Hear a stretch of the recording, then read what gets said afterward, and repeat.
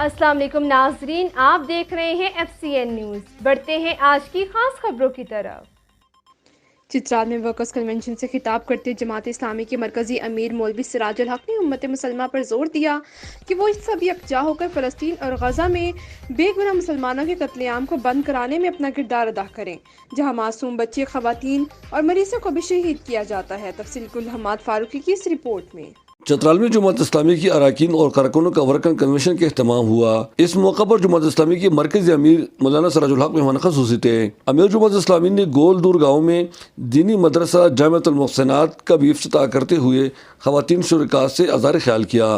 دنین کے مرکز اسلامی میں ورکر کنونشن بھی منعقد ہوا۔ ورکر کنونشن سے ضلعی امیر مولوی جمشید، سابقہ ضلع ناظم مغفرت شاہ، سابقہ MNA عبدالاکبر چترالی، مولوی ہدایت اللہ اور دیگر نے اظہار خیال کیا۔ ورکر کنونشن سے خطاب کرتے ہوئے سراج الحق نے کہا کہ پاکستان کو سود اور بیرونی قرضے سے نجات دلانے کا واحد حل اسلامی نظام کی نفاذ میں ہے۔ انہوں نے کہا کہ پاکستان اسلام کے نام پر بنا تھا، مگر بدقسمتی سے پچھلے 75 سالوں میں یہاں اسلامی نظام نافذ نہ ہو سکا۔ انہوں نے کہا کہ مسلم امہ کو ایک رہبر اور خلیفہ کی ضرورت ہے کہ تمام مسلمانوں کو ایک ہی جھنڈے تلے جمع کر سکے۔ انہوں نے کہا کہ فلسطین اور غزہ میں بے گناہ مسلمانوں کا خون بہہ رہا ہے، مگر اس پر اقوام متحدہ بھی خاموش ہے۔ سراج الحق نے کہا کہ اسرائیل کی جنگی طیارے اسپتالوں کو بھی نہیں بخشتا اور اسپتال کے اندر مریضوں پر بیماری کرتے ہوئے ان بیچاروں کو مار رہے ہیں۔ اس موقع پر انہوں نے تمام مسلم امہ پر زور دیا کہ وہ فلسطین کے مجبور مسلمانوں کے دل کھول کر مدد کرے اور اسرائیل کے ظلم اور بربریت کے خلاف ہر ممکن قدم اٹھائے۔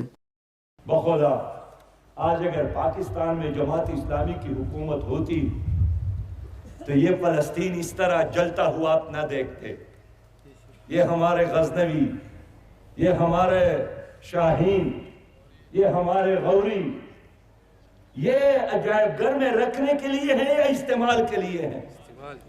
تو اگر امریکن آتا ہے اور کہتا ہے کہ میں یہودی ہوں اس لیے یہاں آیا ہوں، مجھے بھی جانا چاہیے کہ یہ اللہ کا گھر ہے، یہ مسجد اقصی ہے، یہ فلسطین ہے، یہ حضرت عمر کی میراث ہے، یہ صلاح الدین ایوبی کی میراث ہے۔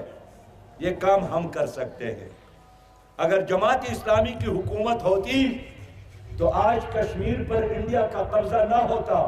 امیر جماعت اسلامی نے دروش میں بھی ورکر کنونشن سے خطاب کیا، جبکہ خواتین ونگ کی ذمہ دار دودانہ صدیقی نے خواتین کنونشن سے نشست کر لی۔ ورکر کنونشن میں کثیر تعداد میں لوگوں نے شرکت کی۔ اس موقع پر کئی لوگوں نے جماعت اسلامی میں شمولیت کا اعلان بھی کیا، جن کے سروں پر مرکزی امیر نے جماعت کی ٹوپی رکھ کر ان کو خوش آمدید کہا۔ یہ ورکر کنونشن دوئیہ کلمات کے ساتھ اختتام پذیر ہوا، جس میں کثیر تعداد میں لوگوں نے شرکت کی۔ Hammad Farooqui, FCN news, Chitral.